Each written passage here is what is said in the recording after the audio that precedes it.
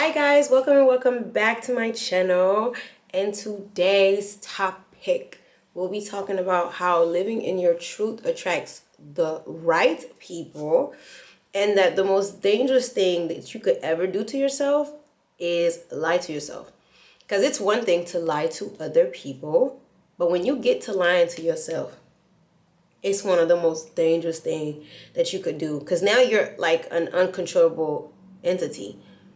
You can't even control yourself. Like, you just running around just lying. And the crazy thing about it is you are starting to believe the lies that you are telling other people.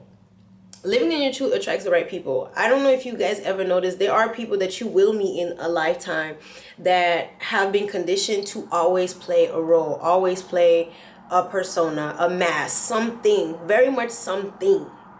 And these people, I honestly applaud them, because I cannot play a role longer than 5 minutes.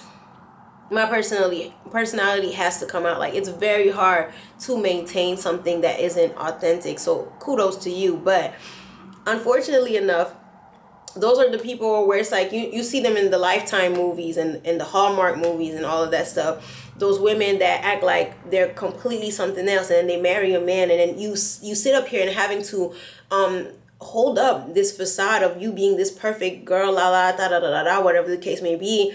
And then the moment that person isn't there, you switch off and you become something else. You're living a double life. You're not even attracting the person that you can be comfortable with, being vulnerable with, being your complete authentic self, like the bad and the good with this person. You can't even be that. You just have to just show a certain persona. And then I don't even blame the person, that fell in love with the facade that you upkept, you know what I'm saying? Because that's what you presented yourself to be as. Which then leads to this thing where it's like you're not attracting the right people around you because you're too busy lying to yourself so damn bad. You're not even comfortable with people around you. And sometimes you'll see it where you have people that it's like they don't have a crew.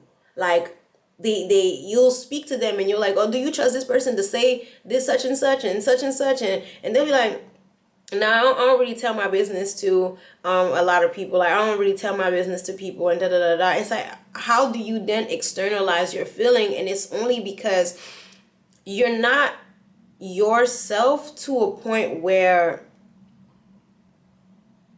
you start attracting people that you don't even trust enough to let your information out, and the lying could be very subconscious. So sometimes you lie to yourself without even realizing that you are, and then you're wondering like, oh my God, why is it that I keep on attracting this, that, and the third type of people? But it's like you are actively lying. And it could be small things, like saying like, oh, I don't need this. Like, for instance, this is the most common lie I always hear this all the time. I'm gonna speak on like the dynamics of a friendship and then the dynamic of dating. In dating, I've heard multiple times women say like, I'm so low maintenance. Like, it doesn't take a lot for me, I'm so low maintenance. You don't have to call me all the time. You don't have to da da da da. And then you get in a relationship with a man that actually thinks, oh my God, okay, she's low maintenance. I don't gotta call her all the time. I don't have to check in. I don't have to da da da da, whatever the case may be. And then you find yourself getting irritated or angry or upset that this person isn't communicating with you as much as you would want them to, isn't tending to your need as much as they would want to, isn't coming up or showing up how you need them to show up. Then you ask yourself, well, why is it that, this person isn't showing up? But this is how you sold yourself to this person. You said it. You showed them, I'm a low maintenance type of person in the beginning. It's like, had you showed yourself the true version of who you could be, that person would have probably took how you look and said, you know what, is it something that I want to fully invest? Like, okay, like this person is high maintenance, but I do like it. And then the decision lays in that person, whether they walk away or they stay. They gave you an answer. And they saved your time. If they stayed, they saved your time, because it's like, now this is somebody that's really in it to be in it.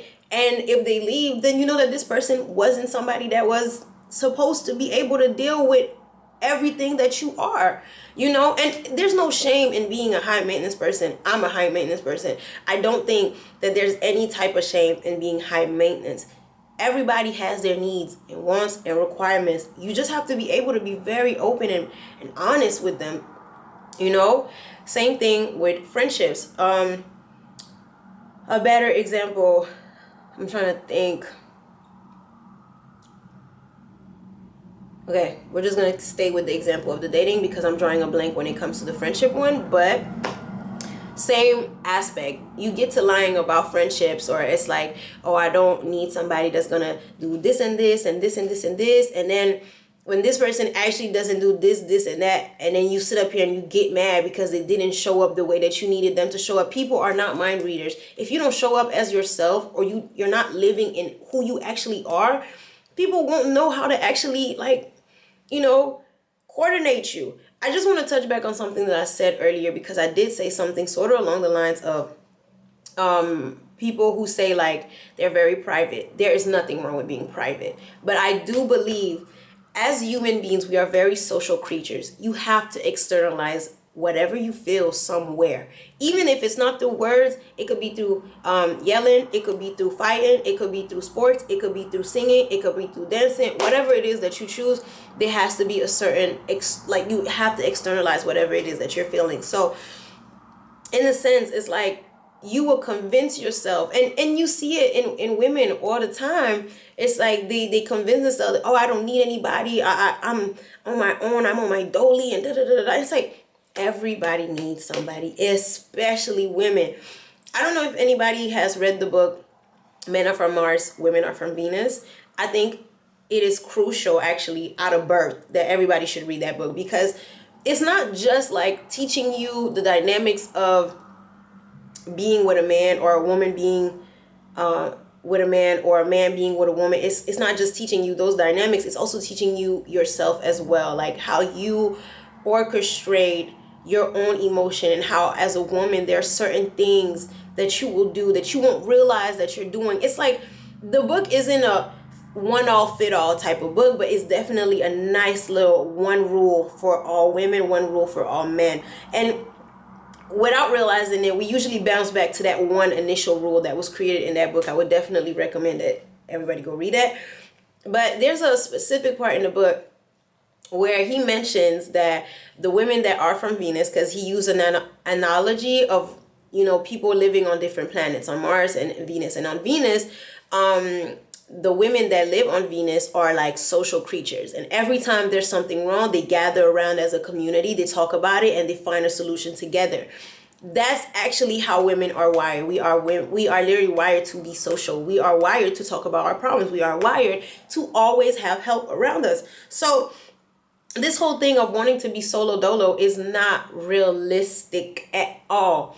And I think a lot of the time when women do say that, it's not because they're like pick me's or whatnot. I think it's just more of a coping mechanism. It's like you've been hurt in the past, and maybe you've had terrible relationships with women, and it's like you kind of have your guard up when it comes to things like that. So you tend to take a big step back, and you're like, I don't really want to mix with y'all, because back in when I had did it, and this, that, and the third had happened, and da da da da da, and I don't want to go back through what that situation made me feel. So it's like a protective mechanism that you've placed on yourself, where you just tell yourself like, I don't want to keep doing this. Like I'm not here for the bull.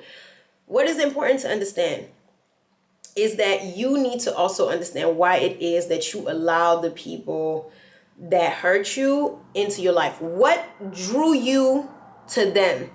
What made you handpick these people and be like, you're gonna be my person, and then this person ended up betraying? You cannot predict betrayal, by the way. I'm just saying.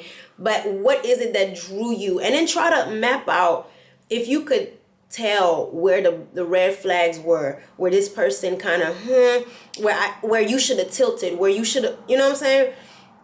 It's important to always go back on your tracks to see where things went wrong, so you know what not to repeat on the next time. So you know what not to repeat next time. Sorry. It's crucial.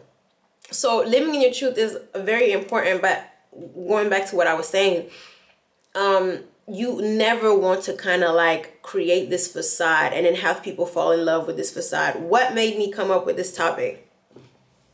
I was having a conversation with a friend, and I was telling her how I always used to bamboozle my teachers all the time, all the time, all the time, from elementary to the end of high school, because eventually the habit stopped. But I always used to bamboozle my teacher, and I used to come in. I used to be this very quiet kid. I never used to talk. I used to be very wary. I used to be very timid in the very just the first couple of months. I mean, low key, every kid is. Well, no, because there's some people that just boom, they showed you exactly who they were immediately.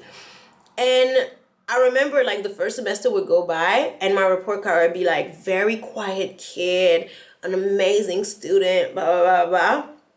And then I would find my people in the class, and then this loud persona would come out, and this like always laughing, always talking, always, you know what I'm saying? Like, it's just always overly interacting with people. Like, I would always get moved in class. Like, Priska, you talk too much. Priska, you talk too much. You talk too much. Da da da da da. And then my report card would change and be like, I don't know what happened. Like, I honestly don't know how she went from such a quiet kid to such a loud da da da da. And I was realizing that I was selling an image to these people that I was this very quiet, person. And I thought about it, and I was like, wow, like, it wasn't necessarily me living in a lie, but I wasn't showing up as my authentic self. And I couldn't find the people that I needed to find, or I couldn't present myself as who I authentically was for people to actually know what they were getting themselves into when it came with me. And it was almost as if I was catfishing somebody, like personality catfishing somebody, because that's not who I am. And with that came, now I have, this reinforced thing where it's like I know exactly who I am, and I know exactly how to show up as myself, maybe in smaller doses in different scenarios, but I definitely will continue showing up as myself. So that is the message for today's video. I hope you guys enjoyed this video. Make sure you like, comment, and subscribe. Tell me your thoughts in the comments. I love hearing what you guys have to say. And make sure you share this video with someone that you feel like should hear this. And if that someone is you, then send it to yourself. Thank you guys so much for tuning in like you guys always do. And I'll see you guys on the next video. Bye, my loves.